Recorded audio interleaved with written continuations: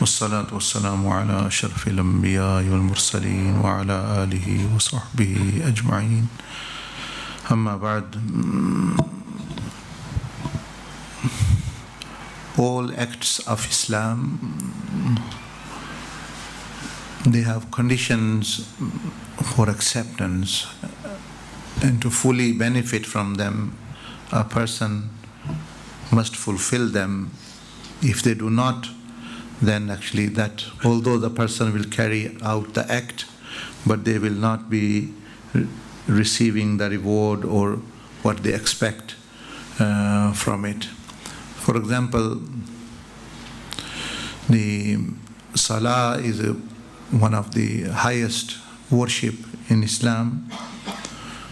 But if a person does not have wudu, or during the Salah they talk or they look here and there, or they move about, then the Salah actually becomes invalid in some cases, and person will not benefit.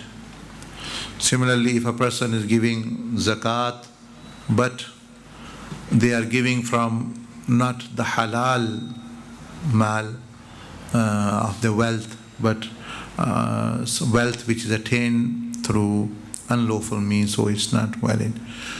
So similarly, it's not just enough to do any act, but one should also guard the conditions, and so that one may receive the result, the fruits and the rewards in this dunya and akhirah.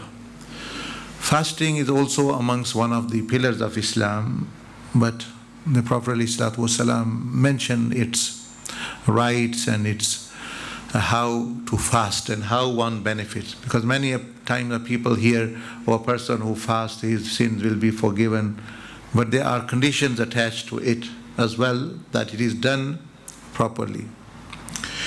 तो इस्लाम में जितने भी अमाल हैं, उन सब के जो है शराइत होती हैं, वो अगर पूरी ना की जाएं तो वो अमल मकबूल नहीं होता. मतलब कलमा ही आपने पढ़ लिया, कलमा पढ़ लिया, लेकिन जो है साथ किसी और को भी माबूद मान रहे हैं, तो वो फिर कलमा आपका कबूल नहीं है.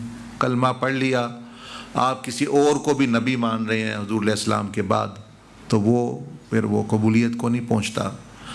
इस तरह नमाज है, तो वो भी देखें, अगर बंदे ने नमाज शुरू कर दी लेकिन उसमें वो खाता पीता है, या इधर चला जाता है, इधर मुंह कर लेता है, या कोई बातें करना शुरू कर देता है, चाहे वो अच्छी बातें क्यों ना हो, या वुज़ू ही नहीं, तो वो नमाज का वो सवाब, वो अजर, वो उसको नहीं मिलेगा. तो इसी तरह जो है रोज़े के बारे में भी, यानी हदीस में आया कि जो बंदा रोज़े रखता है उसके सारे गुनाह पहले माफ़ हो जाते हैं, लेकिन उसके भी फिर तरीक़ा बयान किया गया कि उसकी भी कुछ शर्तें हैं, वो होंगी तो वो फ़ायदा होगा. So in this hadith mentioned by Imam Ahmad bin Hanbal, narrated by Abu Sa'id al-Khudri radiyallahu ta'ala anhu, the Messenger of Allah sallallahu alaihi wasallam says, "Man sama Ramadana wa arafa hududahu." Whoever fasts the month of Ramadan, acknowledging its limits, wa tahaffada mimma kana yanbaghi la an yatahaffada fihi kaffara ma qablahu.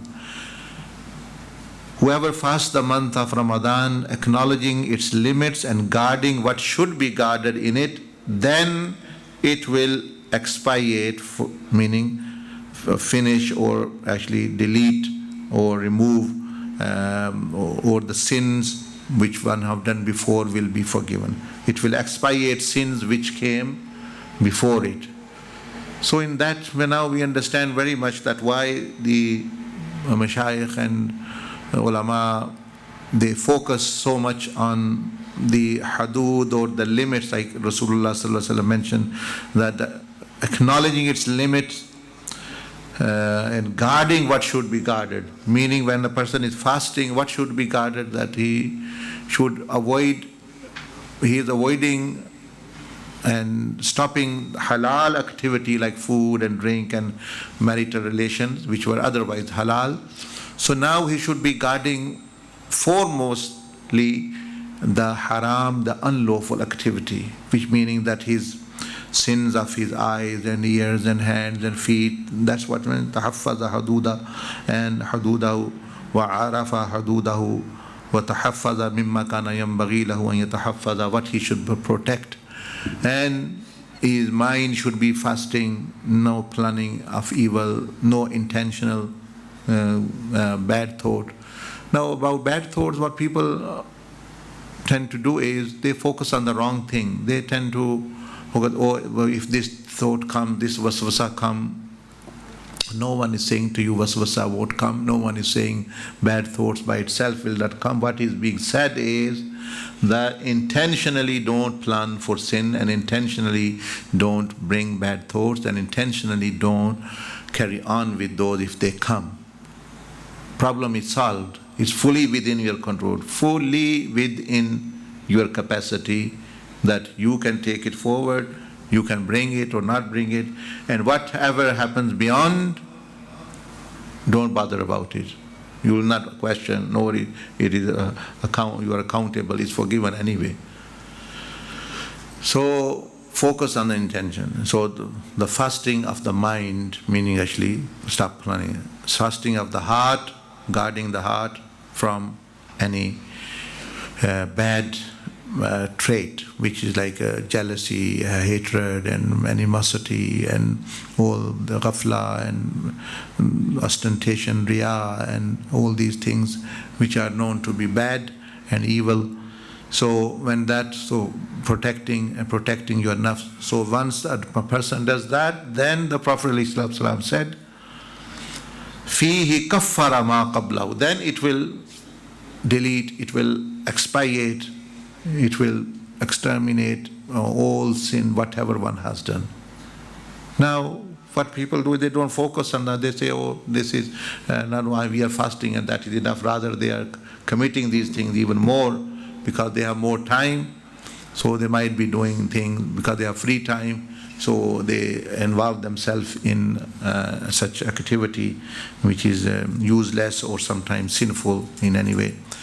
So this also, by this hadith, we know we learn the importance of purification and tazkiyah. That is so important. That even fast is not fruitful with that. Prayer is not fruitful without it. So it is. Many people, they are very good and they think, oh, what's happening in Palestine, what's happening in Syria, what's happening in Ukraine, what is happening in there. One should worry, one should help, one should be compassionate upon creation. But you also have earth in you. You have a world in you. Your heart is like Makkah and Medina for you. Your hands are like Palestine for you, for example. Your stomach is like Ukraine, for example, for you. These are also countries. So where you are the president, you are the king, you are the prime minister, you are the home minister, you are the military commander, you are everything, you are the police force, you are the CID, you are everything, and you are doing zulm upon there, on your small kingdom which is given to you. And then you talk about, oh, America is doing this and Ukraine, Russia is doing this. Well, they are doing also same thing, what you are doing. So starting with oneself and then actually going, or you may say, portraying that image of goodness and righteousness outside. So in this hadith, which Imam Ahmad bin Hanbal narrated actually and graded it Hasan from Sayyidina Abu Sa'id al-Khudri radiyallahu ta'ala anhu. So this gives us importance of that, why we talk about the levels of fast, why we talk about abstaining from sins because without that, it's an exercise of diet you have done. You've not eaten, you've been hungry, but you will not actually benefit. So may Allah subhanahu wa ta'ala enable us to realize, and whatever fasts are remaining, to properly actually to fast in the proper way as the Prophet ﷺ actually explained. Jazakumullah khairan. Subhanakallahumma bihamdika nashhadu an la ilaha illa anta nastaghfiruk.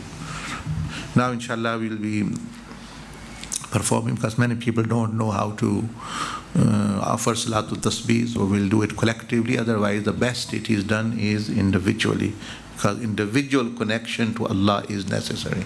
Collective one is a different one. Individual relationship, that's when your inner self, the inner void, the inner emptiness gets filled.